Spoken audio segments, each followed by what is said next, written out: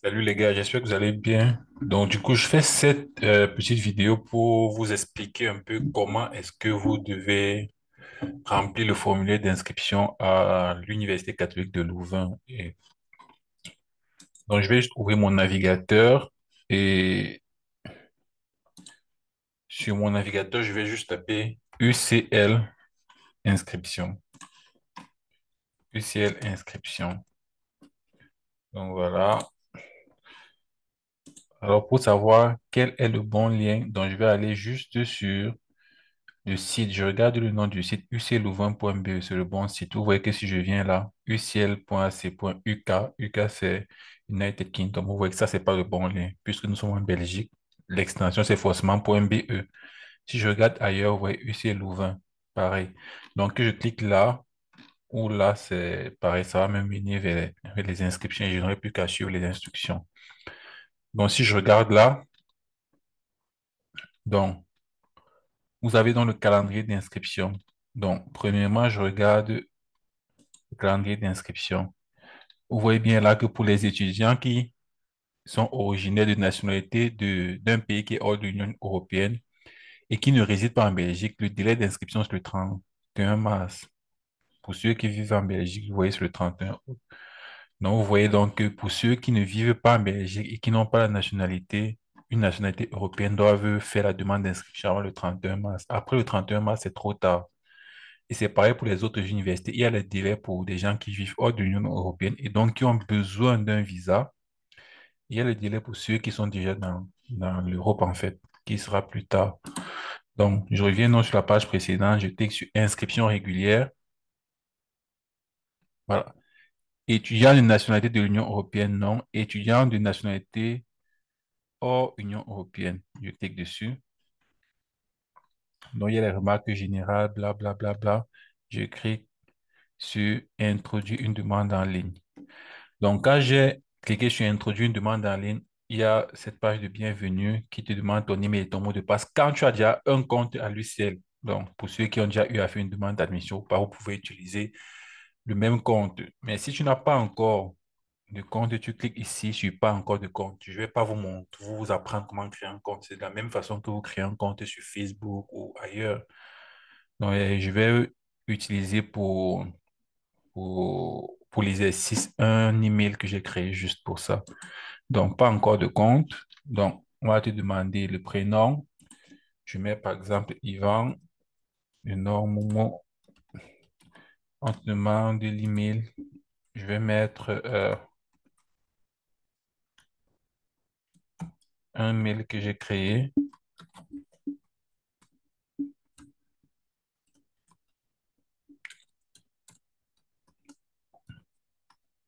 Confirmer l'email. Normalement, vous devez le réécrire. Et moi, je vais copier-coller pour gagner en temps. Ça, c'est en minuscule. On va vous demander, choisissez un mot de passe. Donc, je choisis un mot de passe. Confirmer le mot de passe. Donc, c'est du classique, quoi. Date de naissance, je vais mettre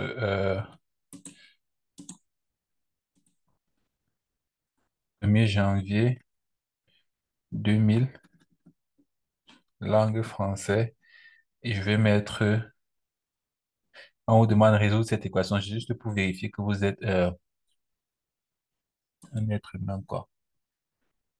Vous êtes personne réelle. Donc, je mets juste la réponse là. 1 plus 1 moins 0, ça me donne 2. Pour vérifier que c'est pas un robot, vous connaissez le CAPTCHA. Donc, quand j'ai fait ça, ça va donc envoyer la demande de création de compte à mon email que j'ai mis. Je vais devoir confirmer. Donc, je fais ça sur mon téléphone. Donc, je crois que vous avez vu à peu près comment faire, comment créer un compte. Ça, je vous apprends absolument pas.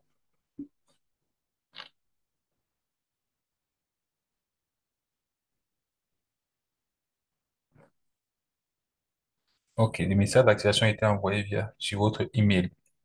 Veuillez vérifier votre email maintenant et cliquez sur le lien du message que vous avez reçu. Donc, je fais ça sur mon téléphone. Je vous reviens.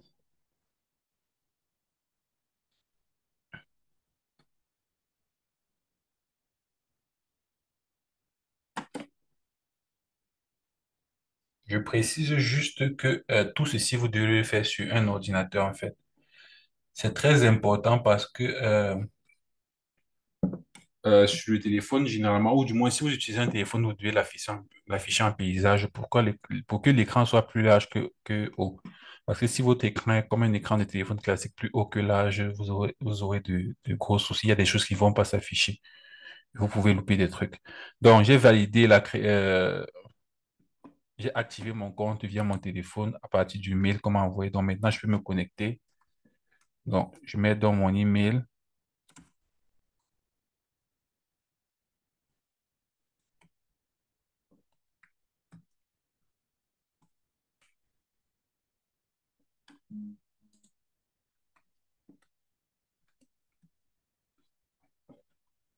Et je mets le mot de passe.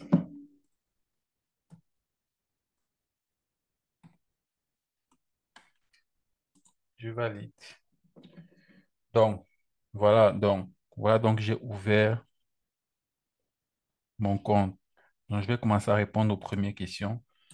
De quelle nationalité êtes-vous? Je vais mettre Camerounais. Où résidez-vous actuellement? En Belgique ou à l'étranger? Je mets à l'étranger.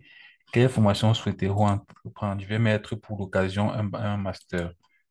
OK. Êtes-vous actuellement inscrit? Bla, bla, bla, bla, bla, bla, bla. À lui, c'est trouver un nom. Votre diplôme donne accès à la formation choisie. Est-elle émise par un établissement belge? Non. Êtes-vous inscrit dans un établissement d'enseignement secondaire en Belgique? Non. Donc, je mets continuer. Voilà. Donc, voilà donc la page d'inscription. Donc, vous voyez donc que pour la page d'inscription, dans le formulaire de candidature, il y a plusieurs pages. Il y a la page d'identification, les coordonnées, l'inscription sollicitée, où vous devez choisir la filière, la comptabilité, les études secondaires, où vous avez fait vos études secondaires, les examens, le curriculum, les pièces jointes et l'assimilation, etc. Donc, le nom, prénom, ça a déjà été rempli tout à l'heure. La chose que je devrais vous dire, c'est que généralement, pour nous en Afrique, on a plusieurs prénoms. Mais je vous supplie de remplir tous vos prénoms dans cette case. Parce que quand vous remplissez votre prénom dans cette case, ça va apparaître comme quelque chose en fait d'accessoire dans votre nom. Ça veut dire que si je m'appelle Yves, mon nom c'est Momo et j'ai deux prénoms, Yvan et Claude. Si je mets Yvan ici et Claude ici, vous allez voir que dans la plupart de mes fichiers de cette université-ci, en fait, ce sera Momo, Yvan et Claude sera en fait un prénom accessoire. Donc c'est pour ça que si vous souhaitez que tous votre nom et prénom apparaissent sur vos dossiers, tous vos dossiers d'inscription. Il faut juste mettre tous les deux prénoms ici. Donc, je mets par exemple Yvan et Claude, je ne sais pas. Et si j'ai deux noms, je mets les deux ici. Date et lieu de naissance, pareil, lieu de naissance, je mets, je ne sais pas trop, Yaoundé. Pays de naissance, Cameroun. Nationalité, Cameroun.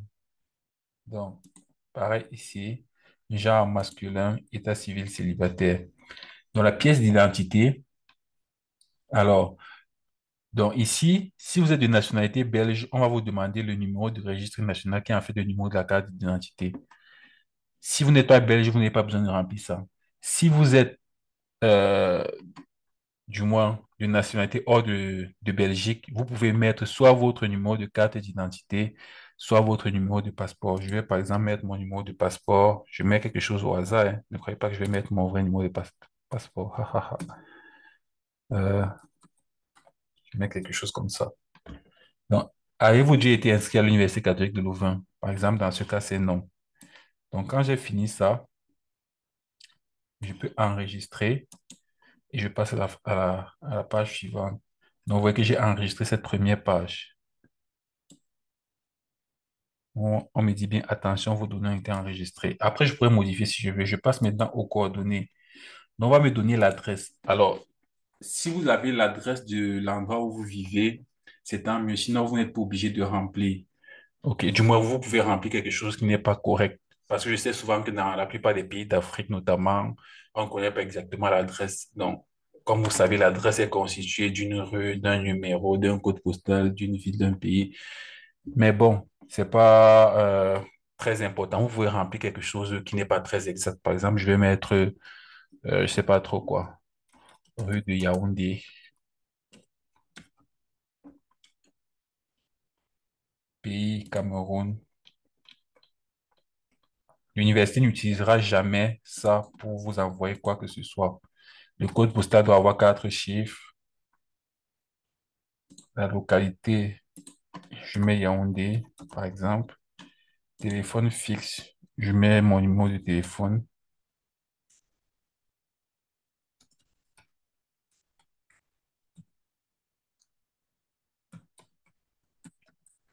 Bien sûr, ce n'est pas mon vrai numéro de téléphone. Donc, et une fois que c'est fait, une nouvelle fois, j'enregistre et je passe. OK.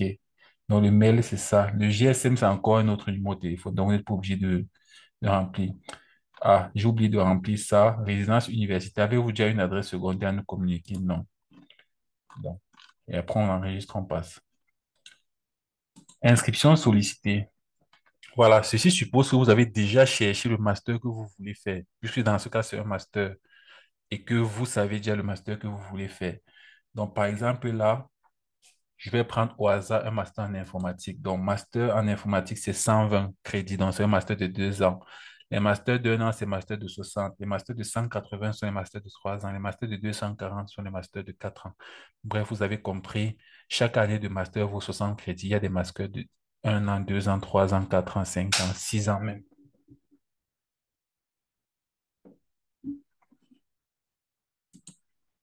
Donc, maintenant, là, je choisis le domaine.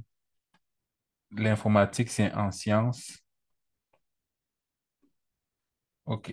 Donc, une fois que j'ai mis sciences, vous voyez, on m'a mis toute la liste des masters de sciences qu'il y a. Biochimie, biologie, etc., statistiques, sciences chimiques. Donc, je cherche juste sciences et informatiques. Non, mathématiques, sciences physiques, voilà, sciences et informatiques. Donc, 120 crédits. Donc, vous voyez, donc, on clique là-dessus. Une fois que c'est cliqué, c'est bon. J'ai cliqué, j'ai choisi le master d'informatique. C'est celui que je veux faire. Êtes-vous en double diplomation? Est-ce que vous faites 2 écoles? La réponse, c'est vous ne cochez pas si c'est non. Si vous cochez, vous mettez oui. Êtes-vous boursier? Si vous cochez, vous mettez oui. Êtes-vous en Erasmus? Pareil. Et quand j'ai fini, j'enregistre. Par la suite, comptabilité. Avez-vous fait ou avez-vous l'intention de faire une demande d'allocation d'études auprès de la communauté française? Pour la plupart d'entre vous, c'est non. Donc, si tu vas demander de réduire ton minerval, des choses comme ça. Bénéficiez-vous d'une bourse? Pour la plupart d'entre vous, c'est non. Si tu as une bourse, tu mets oui, on va te demander les coordonnées de ta bourse. Êtes-vous l'enfant d'un membre du personnel de l'UC Louvain? Pour la plupart d'entre vous, c'est non. Affiliation sport. Si tu veux faire le sport dans les salles de sport de l'UC Louvain, tu mets oui, sachant que tu vas payer 50 euros en plus. Avantage culturel, pareil, non. Donc, compte bancaire. Si vous possédez un compte bancaire belge, vous pouvez juste mettre le numéro du compte bancaire belge. Donc, si je n'ai pas, j'enregistre. Études secondaires. OK. Avez-vous obtenu un diplôme de fin d'études? Oui. Donc, on va vous demander l'année où tu as obtenu. Là, par exemple, je vais mettre 2016. Où avez-vous obtenu ce diplôme? Est-ce que c'est en Belgique ou c'est à l'étranger? À l'étranger. Parce que si c'est en Belgique, alors c'est le CES. Quel diplôme avez-vous obtenu? Baccalauréat national pour la plupart d'entre vous. Pays où tu as obtenu. Donc, je vais mettre la Cameroun. Régime linguistique français. Autre régime linguistique, si à l'anglais, vous pouvez mettre, par exemple, résultat obtenu. Pas encore obtenu moins de 65%, ça veut dire moins de 13 sur 20. Entre 65 et 75%, donc entre 13 et 15 sur 20, plus de 15 sur 20. Donc là, par exemple, je mets moins de 65%, ou je vais mettre entre 13 et 15 sur 20. Quand j'ai fini, j'enregistre. Donc, ensuite, examen, maîtrise de langue française. Est-ce que tu es inscrit pour avoir fait plus ou moins au cours de langue française? Non. Examen d'admission aux études supérieures, non, etc. Voilà. Maintenant, voici la partie la plus importante qui va vraiment déterminer votre admission. C'est le curriculum. Ça veut dire ici, vous devez détailler vos études supérieures que vous avez fait pour ceux qui ont fait des études supérieures. Donc, depuis le bac, de la première année jusqu'à la dernière année. Aucun jour ne doit manquer. Ça veut dire quoi? Si j'ai fait les études de 2017 à 2020, j'ai fait mes études de licence en informatique. Je dois détailler pour dire du 1er septembre 2017 jusqu'au 31 août 2018, je faisais licence 1. Du 1er septembre 2018 jusqu'au 31 août de l'année qui suit, je faisais licence 2. Je répète bien, aucun jour ne doit manquer. S'il y a un seul jour que vous ne justifiez pas, ça devient un problème parce qu'ils vont vous demander de justifier. Je partage un peu ma feuille euh, pour vous expliquer ce que je suis en train de dire. Je prends un tableau blanc. Donc, supposons que vous avez votre bac en 2017, n'est-ce pas? Et de 2017 à aujourd'hui, vous êtes à l'université. Si vous mettez par exemple que de septembre 2017 jusqu'à juillet 2017, juillet 2018, vous faisiez la licence 1 par exemple, n'est-ce pas? Correct, ça c'est ce qui est vrai. Maintenant, vous mettez que de septembre 2018 jusqu'à juillet 2019, vous faisiez la licence de... C'est correct. Après, on va vous demander les justificatifs, mais on va vous demander, en fait, tu ne pourras pas valider ton inscription. Pourquoi ta demande d'admission? Parce qu'on va te dire, entre juillet et septembre, donc entre juillet et septembre, il y a août. On va te dire, qu'est-ce que tu faisais le mois d'août? Donne-nous un justificatif de ce que tu fais, parce que tu auras un justificatif de cette période-ci avec ton relevé. Tu auras un justificatif de cette période-ci avec ton relevé. Et la suite aussi, pareil. Tu dois avoir des justificatifs de toutes les périodes à partir du jour où tu as eu le bac jusqu'au jour où tu es en train de postuler. Donc, si tu nous mets que tu as fini ta licence en juillet et tu as commencé ta licence de plutôt en septembre, on va te dire donc, de juillet à septembre, là, qu'est-ce que tu faisais durant les 2 mois-là? Dans le mois de juillet et le mois de septembre et le mois d'août, qu'est-ce que tu faisais? C'est pour ça que ce que moi, je vous conseille de faire pour éviter les soucis, vous mettez juste de septembre jusqu'au 31 août, donc du 1er septembre jusqu'au 31 août. Comme ça, on sait que tu as juillet, août et en septembre, l'année recommence. Comme ça, tu n'as pas d'intervalle entre les années scolaires. Donc voilà, ça, vous savez. Donc, je reviens sur ici. Donc, on va vous demander de justifier euh, votre année. Donc, vous voyez qu'on a là 2022-2023 qui est cette année, 2021-2022 l'année passée, et on va te demander de justifier toutes les années jusqu'à l'année où tu as eu le bac normalement. Ou on va te demander pour certains masters de justifier simplement les 5 dernières années. On va parler jusqu'au bac. Et tu dois vraiment justifier chaque mois, chaque jour. Donc, ça veut donc dire qu'il faut bien mettre les dates. Donc, voilà, 2022-2023, par exemple, type de parcours. J'étais, par exemple, à l'université, je faisais licence 3. C'était dans quelle université? Une université étrangère. Ou alors, si j'avais déjà fini ma licence en 2021 et que j'étais en stage, je mets autre. Et là, je vais mettre mon attestation de stage. Domaine, par exemple, je mets science. On est d'accord, n'est-ce pas? Cycle.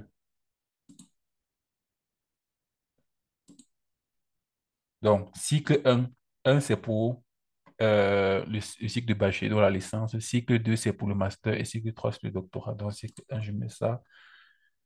Et ici, je vais mettre informatique. Donc, si je trouve informatique là, bon. Domaine, je peux juste changer. Je cherche informatique, sciences et informatique, sciences médicales. Mhm.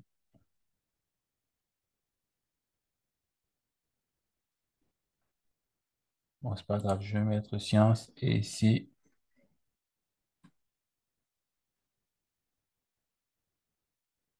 bon, malheureusement, je trouve informatique, mais c'est pas grave. Mais juste que j'ai pas le temps de fouiller.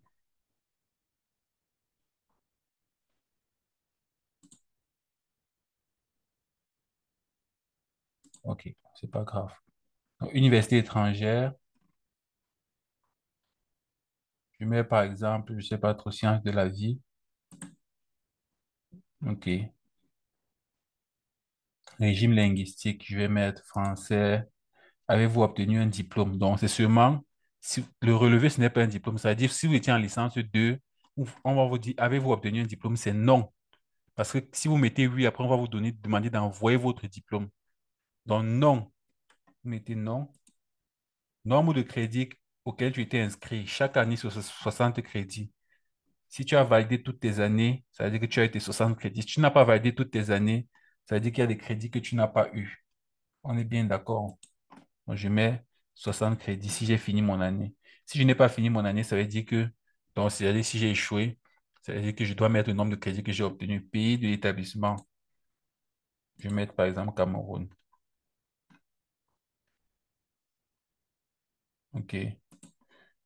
Je vais faire pareil pour 2021, 2022, 2021, 2022, 2020, 2021, etc., etc. Par exemple, là, si je mets ici que l'année 2021-2022, je n'étais pas à l'école, je vais mettre autre. On va dire qu'est-ce que tu faisais? Travail, stage, bénévolat, chômage, maladie, etc. Quel que soit ce que tu mets, il faut que tu prouves. Donc, plus tard, comme tu as mis ici que tu faisais licence en sciences de la vie, par exemple, on va te demander un relevé si tu avais réussi l'année avec le diplôme, si tu étais diplômé, donc si c'était licence 3, si c'était licence 2, on va seulement te demander le relevé. Ça, c'est la première chose. Deuxième chose, si tu avais mis que tu travaillais, on va te demander une attestation de travail. Donc ici, on va te demander à quel endroit, la société où tu travailles, etc., ce que tu faisais.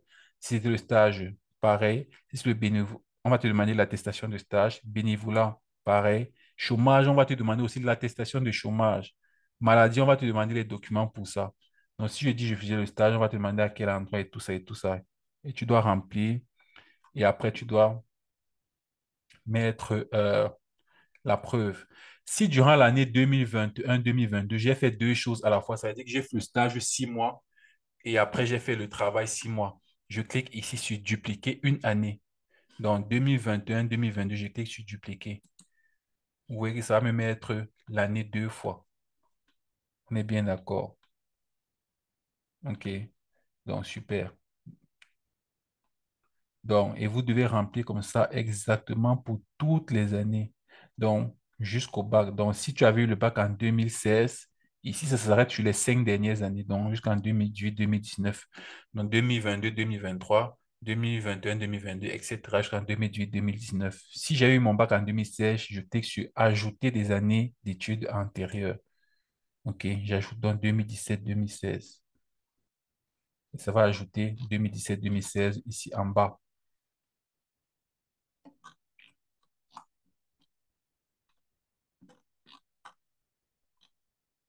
Voilà, et je peux dupliquer l'année. Et pareil, si je veux ajouter, je mets ajouter les années d'études antérieures. Donc, ça va m'ajouter ces années en bas quand j'aurai rempli. Donc, vous voyez bien que c'est là, 2016, 2017. Je peux les supprimer si je veux. Donc, vous devez justifier comme ça toutes les années.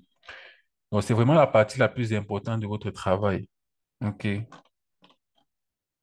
Donc, maintenant, dans pièces jointes, quand j'ai validé ça enregistré, OK.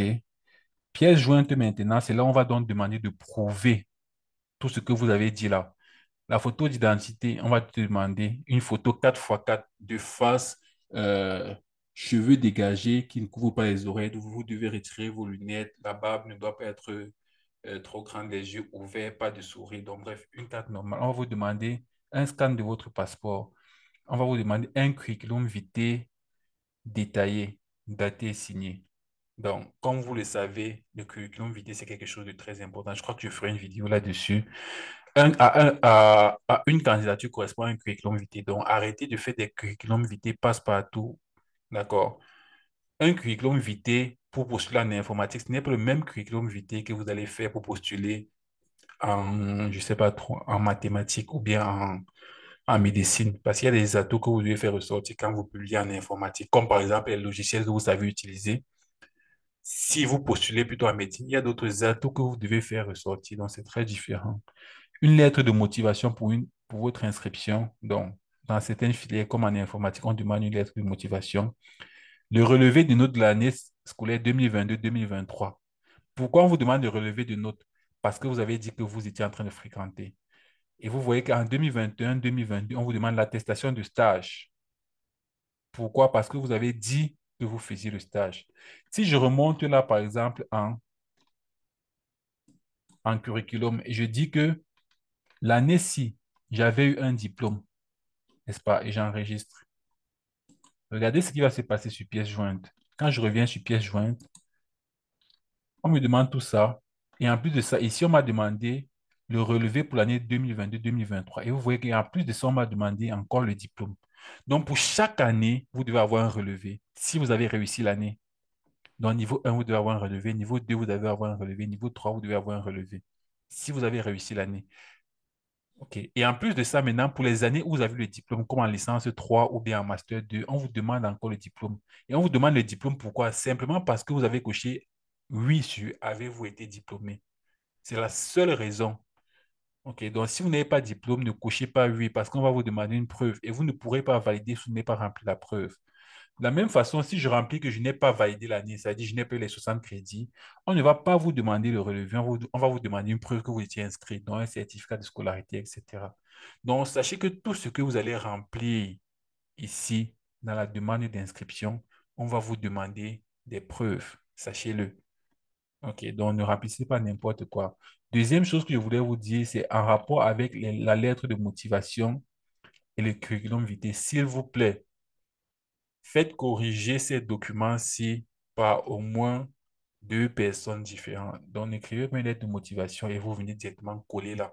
Faites corriger une lettre de motivation par au moins deux personnes différentes. Pareil pour le curriculum vitae. Comme vous le savez, sur Canva, il y a déjà tellement de modèles de curriculum vitae gratuits. Vous allez juste vous taper Canva et vous remplissez vos informations. Vous n'avez pas besoin de souffrir. OK. Maintenant, assimilation. L'assimilation, c'est pour savoir, comme je vous ai dit dans une vidéo, ce sont des questions on vous pose pour savoir si on peut vous assimiler à un Belge. Vous assimiler à un Belge, ça veut dire que vous êtes étudiant d'une nationalité qui est hors de l'Union européenne. On veut savoir si on peut considérer dans le cadre de vos études que vous êtes un peu comme un Belge, que vous devez bénéficier des mêmes privilèges qu'un Belge. Donc, vous posez des questions. Par exemple, si vous avez un conjoint, un époux qui vit dans l'Union européenne ou qui vit en Belgique, si vous avez un parent qui vit en Belgique, vous êtes assimilé à un Belge, même si toi, tu n'es pas belge. Si tu as un époux ou une épouse qui est belge, toi, tu es assimilé à un Belge, etc., etc. Donc, vous posez toutes ces questions-ci. Et pour la plupart d'entre vous, c'est non. Si vous répondez oui à une de ces questions, vous êtes assimilé à un Belge.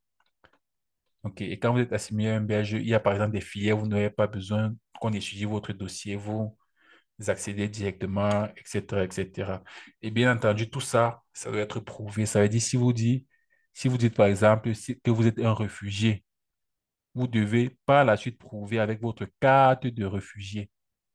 Êtes-vous pris en charge par le CPAS? Vous devez prouver, etc., etc. Donc, pour la plupart d'entre vous, c'est non. Et puis, vous allez sur confirmation. OK, donc on va vous demander tous les trucs de la loi là. J'ai pris connaissance que je ne dois pas mentir, blablabla, blablabla, bla, etc. Vous devez lire tout ça évidemment.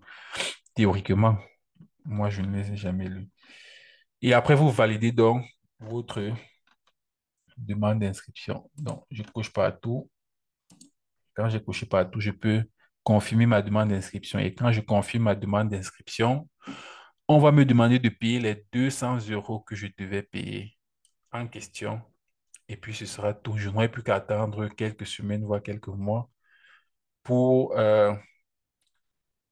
avoir une réponse. Donc voilà, normalement, si votre dossier est complet, vous aurez une réponse dans les du moins brièvement, quoi, brièvement.